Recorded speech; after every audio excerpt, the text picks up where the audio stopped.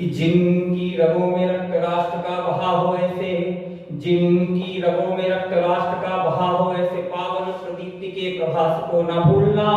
शत्रुओं के सामने जो शैल से डटे थे ऐसे वीरता के अंतिम प्रयास को न भूलना। तो भारती के भाल पर रचने को मुक्ति चिन्ह, भारती के भाल पर रचने को मुक्ति चिन्ह, बलिदान हुई किसी सांस को न भूलना। शांतिवादियों का इतिहास है प्रणम्य किंतु क्रांतिवादियों के इतिहास को न भूलना। क्रांतिवादियों के इतिहास को न भूलना। क्रांतिवादियों के इतिहास, तो वो क्रांतिवादियों का जो इतिहास है वो क्रांति के एक ऐसे महानायक को लेके चलता है जिनकी जन्म जयंती अभी 2-3 दिन पहले हमने 23 जनवरी को मनाई। मैं 4 पंक्तियां और शुरू करता हूँ कि बूंद बूंद रक्त से स्वतंत्रता को जीत ले जो, ऐसा दीप्तिमान जय घोष मत भूलिए। बूंद बूंद रक्त से स्वतंत्रता को जीत ले जो, ऐसा दीप्तिमान जय घोष मत भूलिए। तो विठ्ठल व बोस मंत्रणा कभी न भूलिएगा, जोश से मिला था जब होश मत भूलिए। तो त्याग बलिदान वीरता का प्रतिमान लिए, हिंद सेना शौर्य का थी कोश मत भूलिए। अरे दिल्ली चलो बोलता हुआ सपूत, नेताजी सुभाष चंद्र बोस मत भूलिए। नेताजी सुभाष चंद्र। और मुझे विशेष नेताजी पे लिखने का एक विशेष आदेश तब मिला जब पिछले वर्ष नेताजी की जयंती अंडमान निकोबार में भारत सरकार के गृह मंत्रालय ने मनाई और देश भर से कुछ 6-7 वीर रथ के कमियों का चयन उसमें किया गया। मुझे भी वहां जाने का अवसर मिला और सेलुलर जेल के अंदर नेताजी की जयंती मनाई गई। तो विशेष रूप से आधे घंटे कहा गया सिर्फ नेताजी पे बनना है। तो मैंने कुछ छंद लिखे थे, उनमें से एक दो छंद जो मुझे बहुत प्रिय है मैं आपके सामने पढ़ देता हूँ कि कटक की भूमि को मिला महान पुत्र यहाँ, कटक की भूमि को मिला महान पुत्र यहाँ, माता प्रभावती का ममत्व धन्य हो गया। कटक की भूमि को मिला महान पुत्र यहाँ, माता प्रभावती का ममत्व धन्य हो गया। तो नाथ जानकी का पूर्ण हुआ हर सपना और मिले जो सुभाष नेह तत्व धन्य हो गया। तो नाथ जानकी का पूर्ण हुआ हर सपना और मिले जो सुभाष नेह तत्व धन्य हो गया। तो माता भारती को मिला सिंह सा सपूत एक, माता भारती को मिला सिंह सा सपूत एक, वीर जायनी का दिव्य सत्व धन्य हो गया। माता जानकी को मिला सिंह सा सपूत एक, वीर जायनी का दिव्य सत्व धन्य हो गया। ऐसा अपनत्व दिया राष्ट्र देवता को लगा, धन्य हुआ शौर्य अपनत्व धन्य हो गया, धन्य हुआ शौर्य अपनत्व धन्य हो गया। तो देश से बड़ा ना कोई धर्म कोई परिवार, देशभक्ति सा कोई प्रकाश दूसरा नहीं। देश से बड़ा ना कोई धर्म कोई परिवार, देशभक्ति सा कोई प्रकाश दूसरा नहीं।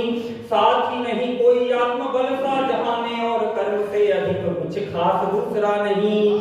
तो कितने ही बलिदान हुए रणबांकुरे हैं, दृष्टि में चिरंतन प्रभास दूसरा नहीं। और विश्व है गिनत जिसके अमोघ कौशल से, धरती पे हुआ है सुभाष दूसरा नहीं। इस श्रृंखला की अंतिम 4 पंक्तियां कि ऐसा क्यों नहीं हुआ। हमने बहुत सारे नायकों को पढ़ा है, एकमात्र नायक, और पहली पंक्ति में बताता हूं कि क्यों ऐसा नहीं हुआ। सुनिएगा कि मौत को भी मात देने वाला दूसरा है कौन, मौत को भी मात देने वाला दूसरा है कौन, उस अमरत्व की कहानी को प्रणाम है। तो प्रभुता पराक्रम की सारा विश्व देख चुका, उतरा ना कभी उस पानी को प्रणाम है। तो ज्वाल सी धड़कती रही जो कर्म पंथ पर, क्रांति की अपूर्व नौजवानी को प्रणाम है।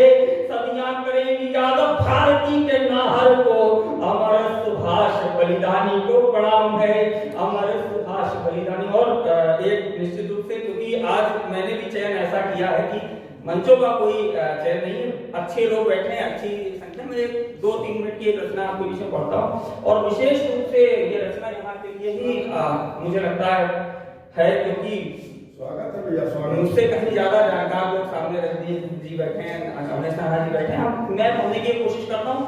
हमने दिनकर जी का यहाँ पीछे पंक्तियां लिखी हैं, दिनकर जी का नाम लिखो। दिनकर जी की सबसे जो जीवन की प्रसिद्ध कृति है रश्मिरथी है, और रश्मिरथी में दिनकर जी ने कर्ण के अंदर नायकत्व की खोज की है।